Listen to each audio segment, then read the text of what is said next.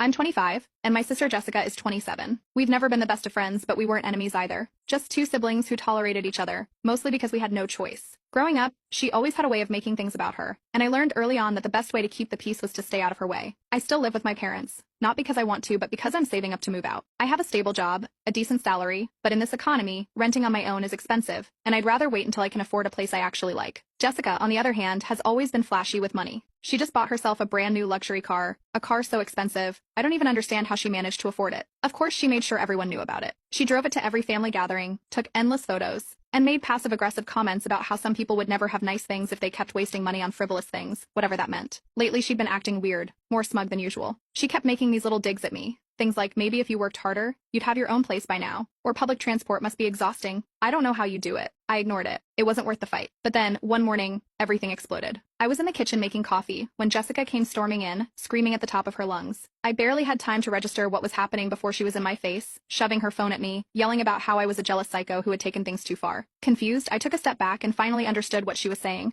Someone had keyed her car. Badly. Deep scratches ran all along the driver's side, and she was convinced that someone was me. She wasn't just mad, she was livid, shaking with rage. She kept repeating that she knew I did it, that she had proof. She swore up and down that she had seen me outside late at night near her car. I hadn't even left my room. I told her that, but she wasn't listening. Our parents rushed in, alarmed by the shouting. Mom immediately tried to calm her down, but Jessica wouldn't stop. She pulled up a blurry image on her phone, a grainy security camera screenshot from the neighbor's house. It showed a vague figure near her car at some point during the night. The image was so blurry it could have been anyone. It could have been her. It could have been someone passing by. But no, in Jessica's mind, it was me. Dad looked at the picture, sighed, and muttered that it wasn't clear enough to prove anything, but Mom hesitated. I could see it on her face. She wasn't sure. And then she hit me with the worst sentence possible. Why don't you just apologize and move on? It's not worth fighting over. I couldn't believe it. I hadn't done anything. Why should I apologize? I refused. But Jessica wasn't backing down. She started crying, saying she worked too hard for her things, that she had always been good to me, and this was how I repaid her. I just stood there, stunned. There was no reasoning with her. And then, things got worse. Jessica went online. She posted about how a certain family member had vandalized her car out of jealousy. She didn't name me outright, but it was obvious who she was talking about. Our mutual friends saw it, and soon I started getting messages. Some were asking what happened. Others flat out called me a horrible person. The gossip spread fast. Then my boss pulled me aside. Someone had forwarded them the post. They weren't accusing me of anything, but they made it clear that if this turned into a legal matter, they didn't want the company's name associated with it. I was humiliated. And then the final blow, Jessica filed a police report. I found out when an officer called me, asking if I could come in for questioning. I wasn't arrested or anything, but the fact that my own sister had gone this far made my blood boil. I showed up, answered their questions, and told them exactly what happened. I was inside my room all night. I could even prove it with my phone's location history. But that wasn't enough for Jessica. She wanted me punished. Back at home, the tension was unbearable. I couldn't even look at her. I couldn't understand how someone could be so cruel. That's when I decided I wasn't going to argue anymore. I wasn't going to beg for people to